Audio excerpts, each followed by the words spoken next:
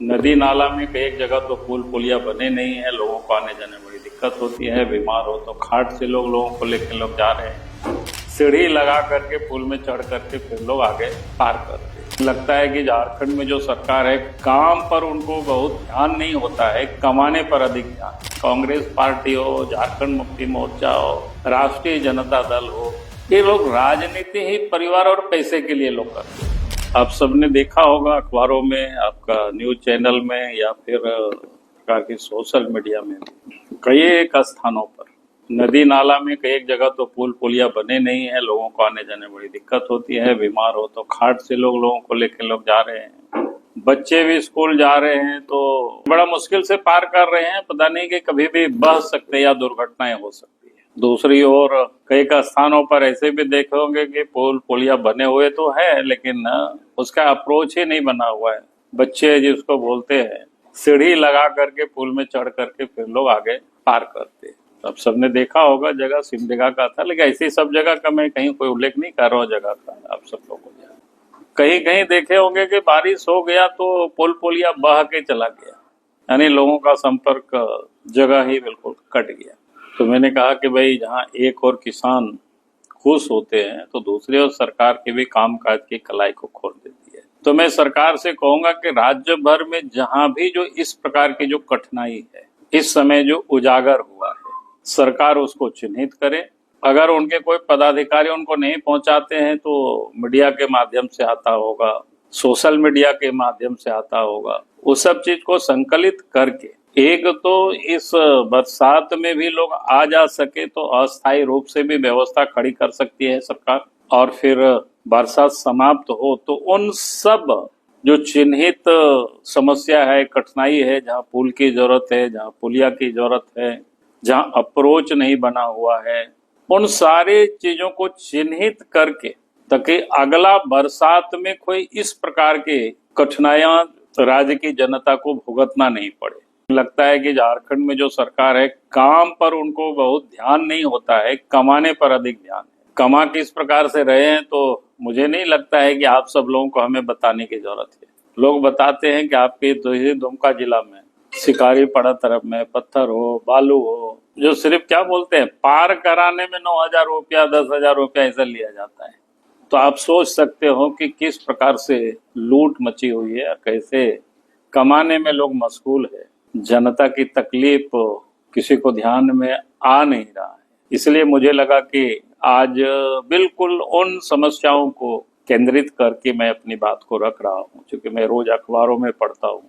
मैं जो गांव पक्की सड़कों से नहीं जुड़ा हुआ है, उन गांवों को लिस्टेड करके, क्योंकि आपने देखा होगा कि आए दिन जो सड़क नहीं होने के कारण गाड़ी भी नहीं जा सकती है, गाड़ी से भी लोग अपने से भी नहीं आ जा सकते हैं, डॉक्टर भी नहीं पहुंच सकता है।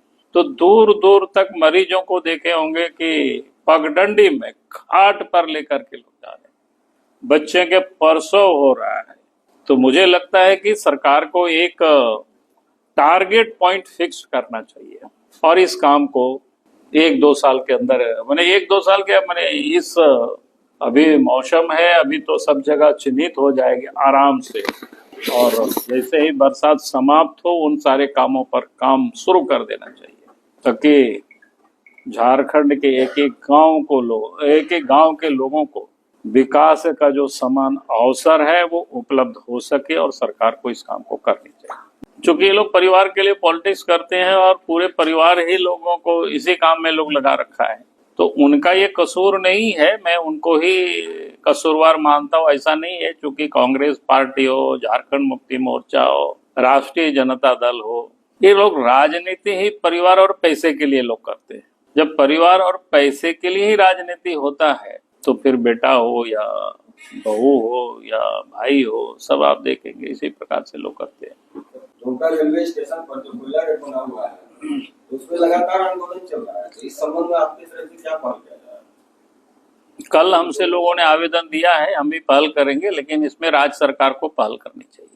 सर ये बताया जाए कि अभी कोर्ट से 2 फैसला आया।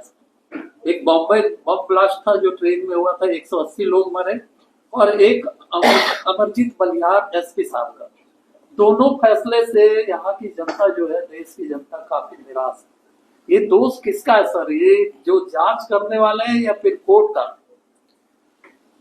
नहीं, मुझे लगता है कि सरकार पक्ष को लगता है ठीक प्रकार से नहीं रख पाई होगी, लेकिन क्योंकि हमने देखा नहीं है, उस फैसला को पढ़ा नहीं है, इसलिए मैं उस पर कमेंट नहीं कर सकता। मॉनसून सत्र शुरू होने जा रहा है, किस तरह का अंदाज होगा इस बार विपक्ष का? हम लोग जब बैठेंगे विधायक दल उसके बाद उस पर बताएंगे, लेकिन मानसून सत्र कितना दिनों का है कहने को तो 1 तारीख से 7 तारीख का है सर ये लेकिन वास्तव में जो सत्र होगी वो 4 सत्र ही होगा। पहला दिन तो शोक प्रस्ताव होता है, विधानसभा एडजर्न हो जाता है। 2 और 3 को सैटरडे और संडे है, वो भी समाप्त हो जाता है, तो बचता है 4, 5, 6 और 7। और राज्य में इतनी सारे ज्वलंत समस्या है, इतनी कम समय में कितना विषय क्या उठ पाएगा, अभी हम जब विधायक के साथ बैठेंगे तब हम लोग तय करेंगे कि भाई कौन कौन से। मुख्यमंत्री को भी अरे हम सवाल क्या खड़ा करें, जो वास्तविकता है। क्या हमने होगा कोई राज्य में? सवाल हमने नहीं कहा, हमने कहा कि कानून व्यवस्था बिल्कुल राज्य में समाप्त हो चुकी है, और इसलिए समाप्त हो चुकी है, सरकार को उस पर कोई चिंता नहीं है। क्या लगता है सर कि भ्रष्टाचार और ये जो हत्या के मामले हैं झारखंड में बढ़े? आप लोग देख लीजिए नेट में निकाल करके क्या बोलते हैं। बीजेपी कुछ करती क्यों नहीं? नहीं, बीजेपी तो क्या करेंगे, हम लोग तो आवाज रोज उठाते हैं, आवाज उठाते हैं। आपने देखा होगा सरकार को हमने लिखित में आजकल थोड़ा मैंने कम किया, लोग कहते था पत्र भी, वो क्या कर सकते हैं बताओ। अपोजिशन का काम क्या है? सरकार के संज्ञान में लाना विषय को, काम तो सरकार को करना होता है।